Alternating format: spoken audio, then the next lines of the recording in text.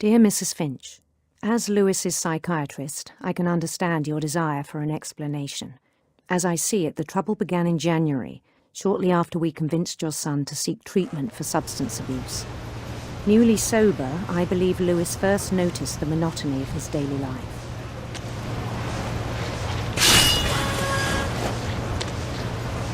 He kept working at the cannery, but he withdrew part of himself. In our sessions, I saw the same behavior. His mind began to wander. I asked him to describe it. He said he started small,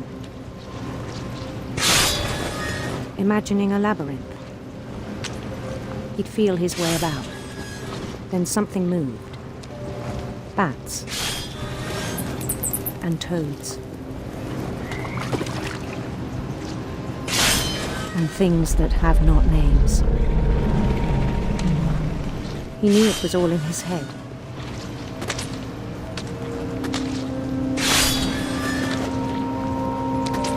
But he took it very seriously.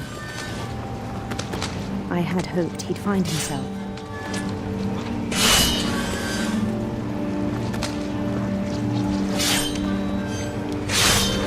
But he found something more. I worried about him then, daydreaming at the cannery. I spoke with his boss, but he said Lewis had become a model employee. Methodical, tireless, focused.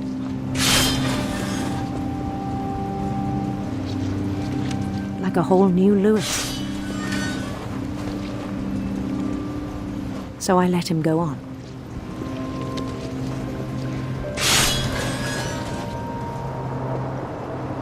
I even encouraged him. It seemed very promising at first.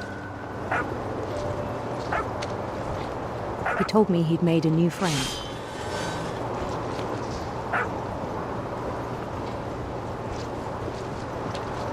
On the edge of a city he named Lewis Topia.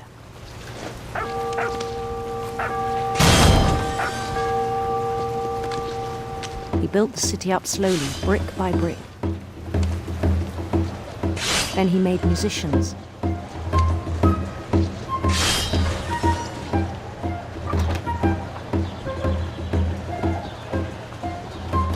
And songs for them to play.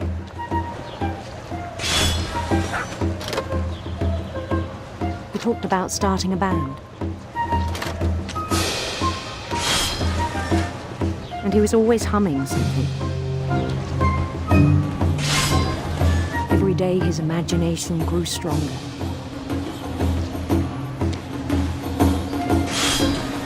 He no longer spoke at the cannery. But his chopping was as reliable as ever. Then one day it struck him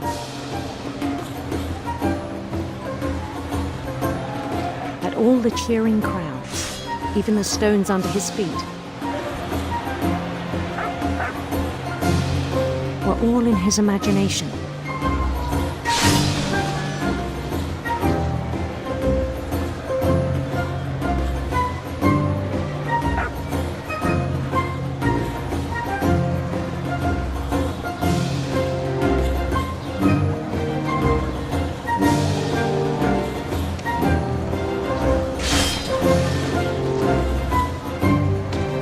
So he could do whatever he wished.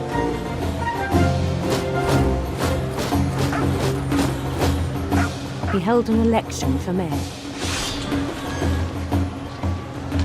And he won. They begged him to stay, but his mind was already wandering. It became a game for him.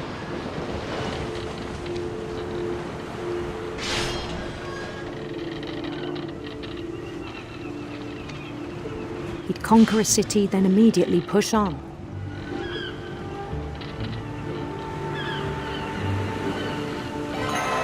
New Louisville.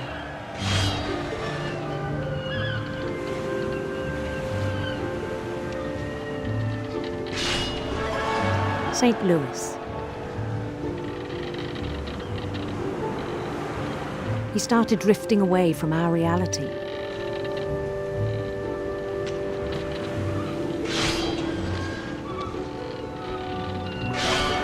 Minneapolis. Until one day he forgot to go home from the cannery. Even as his mother pleaded with him, part of Lewis kept sailing on.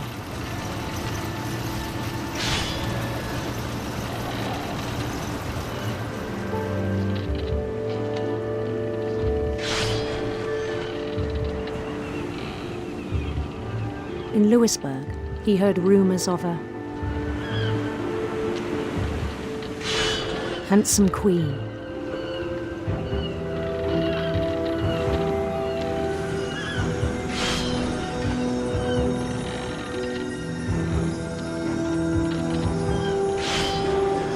The queen was on her own quest for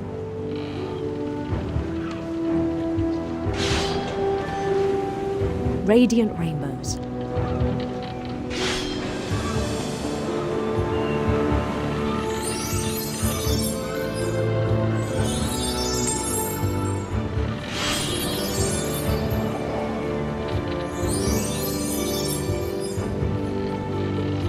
He followed the sound of her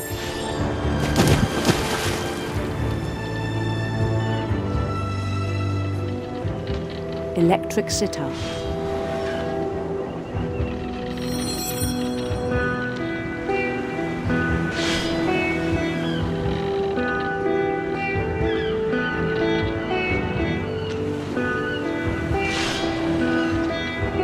His chase led him to a golden palace east of the sun and west of the moon. Even then, his logic remained sound.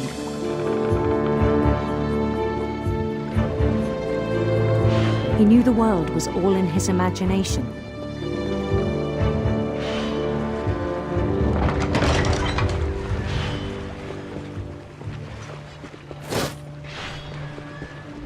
But he was so proud of having created it.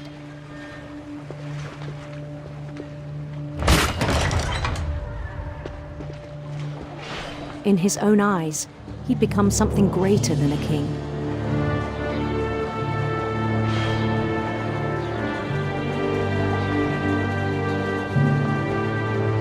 For someone who'd never known success in the real world, I think it was overwhelming. And then it struck him that the real Lewis was not the one chopping salmon, but the one climbing the steps of a golden palace.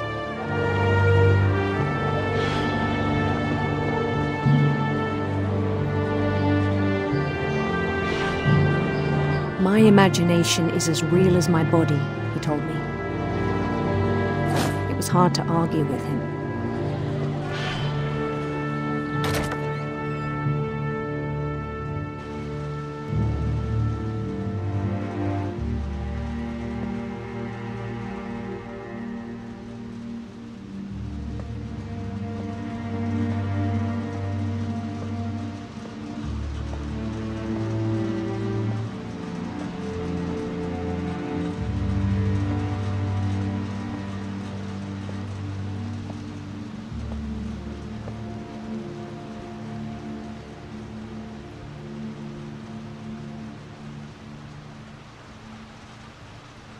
He began to forget the world we know.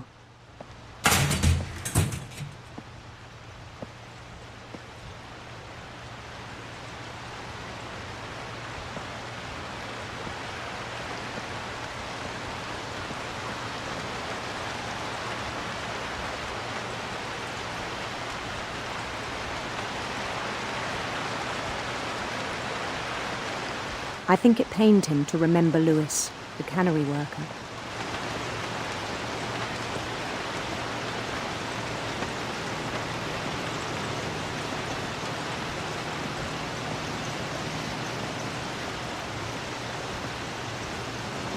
He began to despise the man with a royal contempt.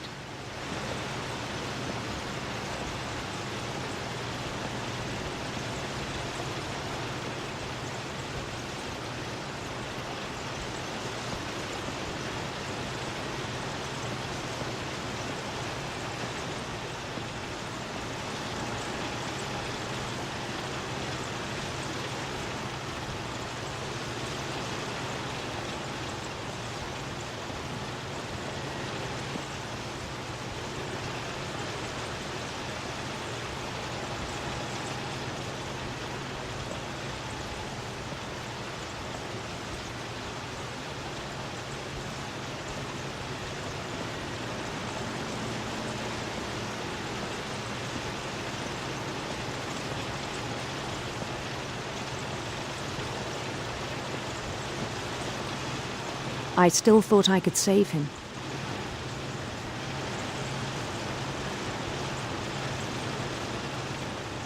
Even after he said he was being crowned king over all the lands of wonder.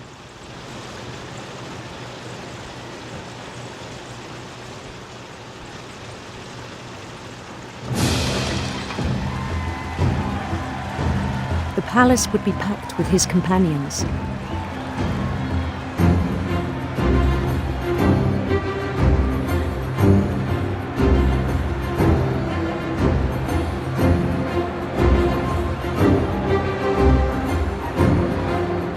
Including the wise Calico who'd insisted on advising him.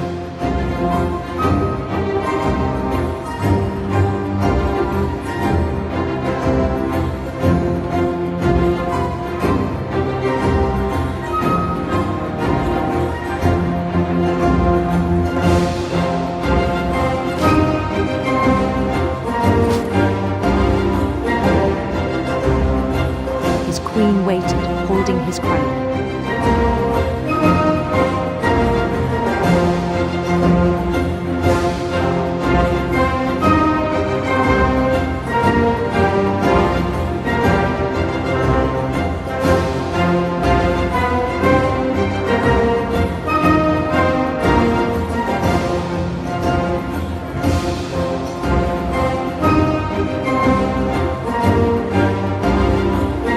There was only one thing left to do.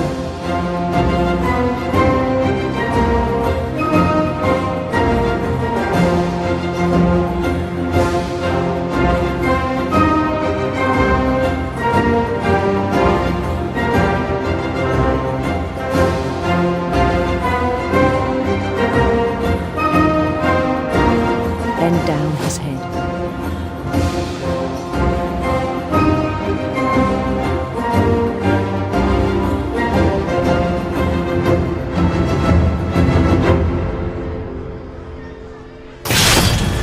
Rest I think you know.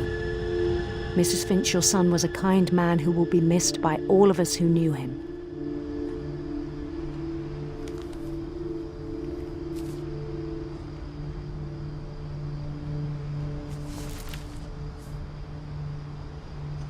My brother was really cool. I wish you could have met him.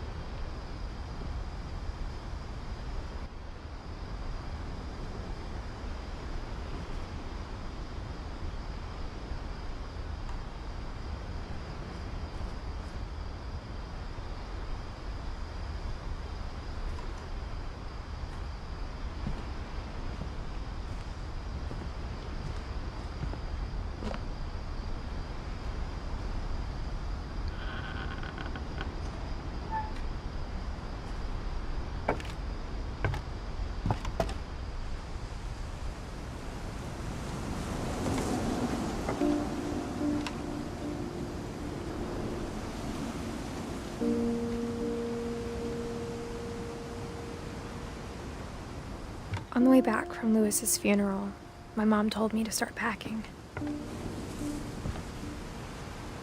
She waited until the day before we left to tell Edie. I'm not sure if she wanted to make it easier or harder.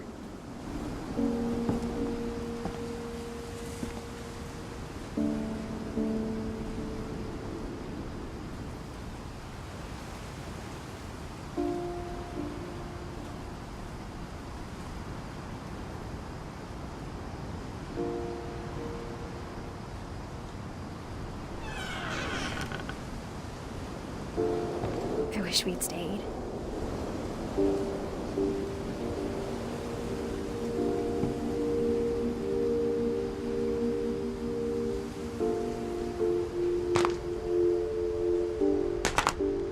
But I understand why we left.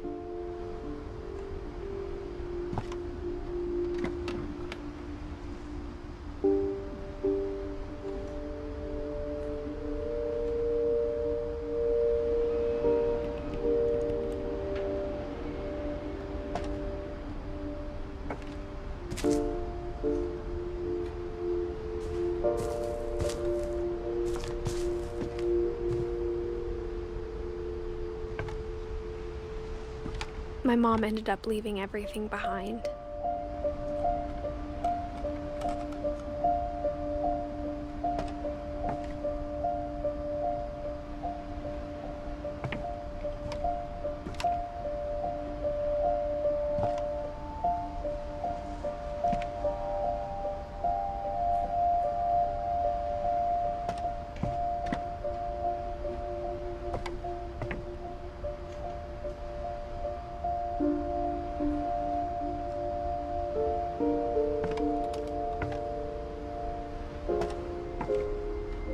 What happened that night had been coming for a long time.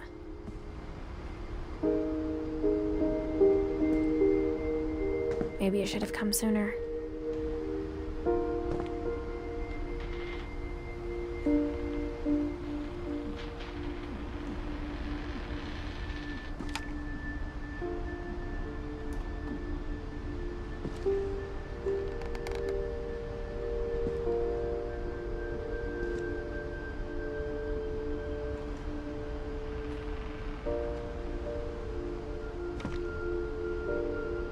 But it had to end one way or another. All that's left now is to tell you about that last night.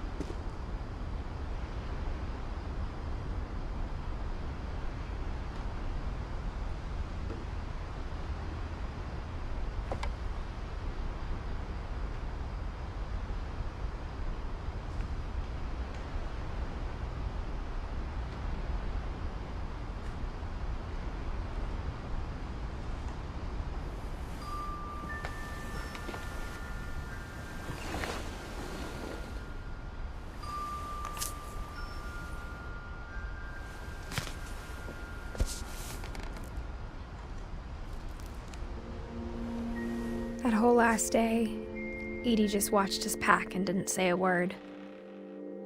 Until supper, when she raised her glass and said, "To our final night together, and all our final nights apart." Grandma, you know what I said about alcohol. Some of your medications are very Edith, specific. I left a present for you in the hallway. Why don't you go open it? The grown-ups have to argue now. I'm sorry, you're right. We're all leaving tomorrow. Let's just enjoy our last... I'm not leaving. Edith, you're excused.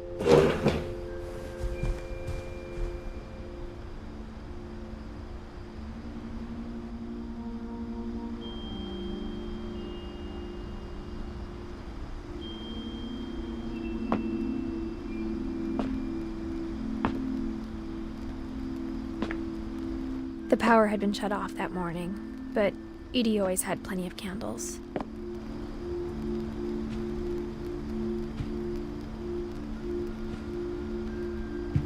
When my mom sealed the library, I don't think she knew about the other entrance.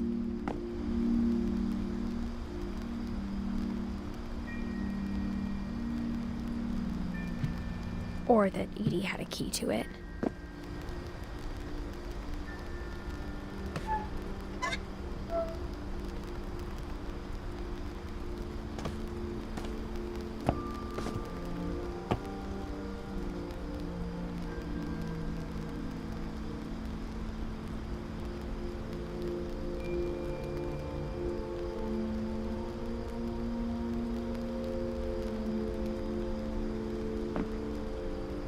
That thing you're afraid of isn't going to end when you leave the house.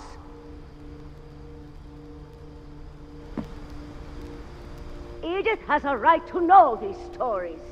My children are dead because of your stories!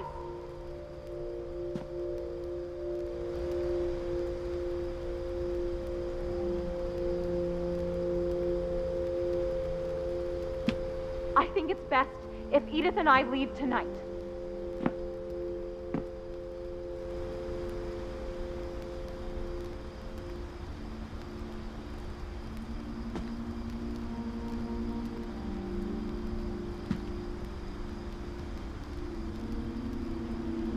We'll have the nursing home send a van for you in the morning, okay?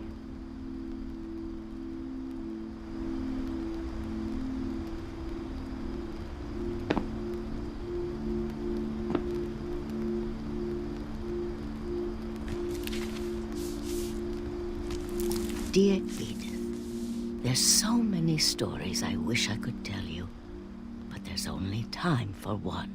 This is about what happened on the night you were born. That night, the tide went way, way out.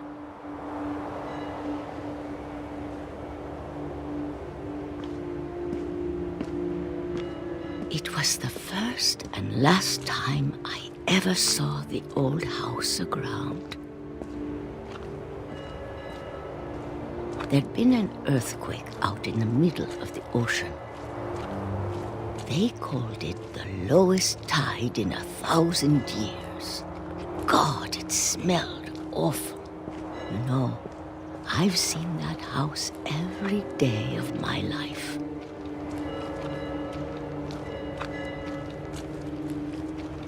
But I never thought I'd go back to it. When the fog rolled in, I lost my way.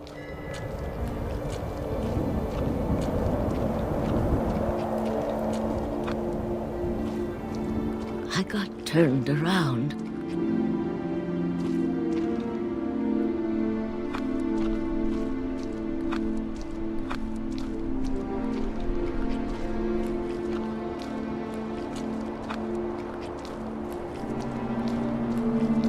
For a while, I wandered.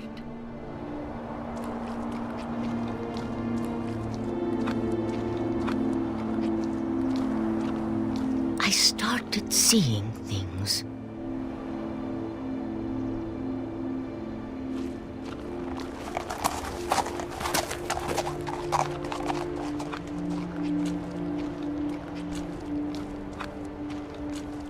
Things I'd forgotten had ever existed.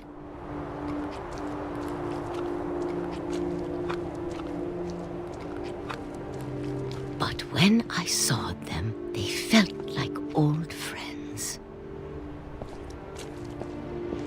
That night, a lot of things came back to me.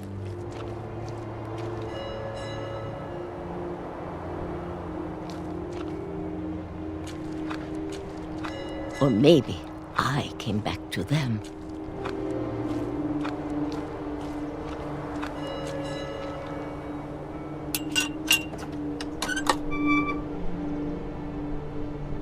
Things I can't explain, but that I need you to try and... Edith, what are you doing in here? It's mine. Edith! Mom, you're gonna rip it! Let go! I kicked and screamed, but Mom dragged me to the car.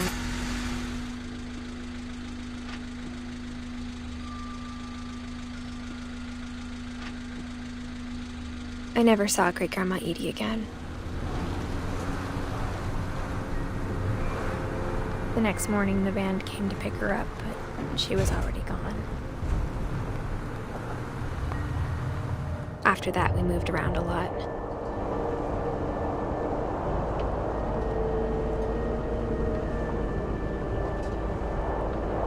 We both tried to make the best of it.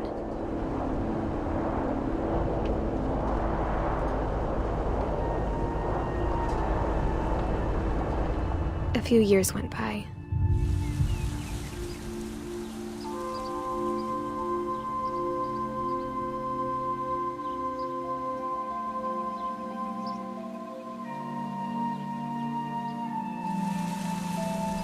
My mom didn't like to talk about it. But she started getting sick a lot. The rest happened pretty quickly.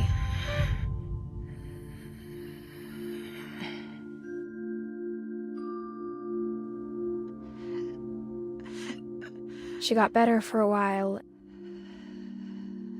and then she didn't. And then I was alone. The last Finch left alive.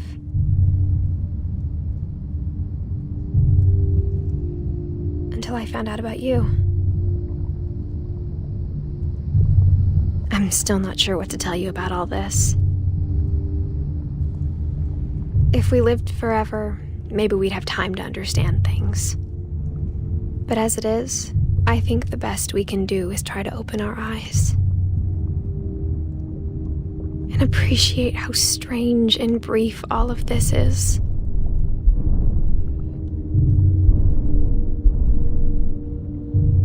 This journal was supposed to be for you. But now I hope you'll never see it. I just want to meet you and tell you all these stories myself. But I guess if you're reading this now, things didn't work out that way.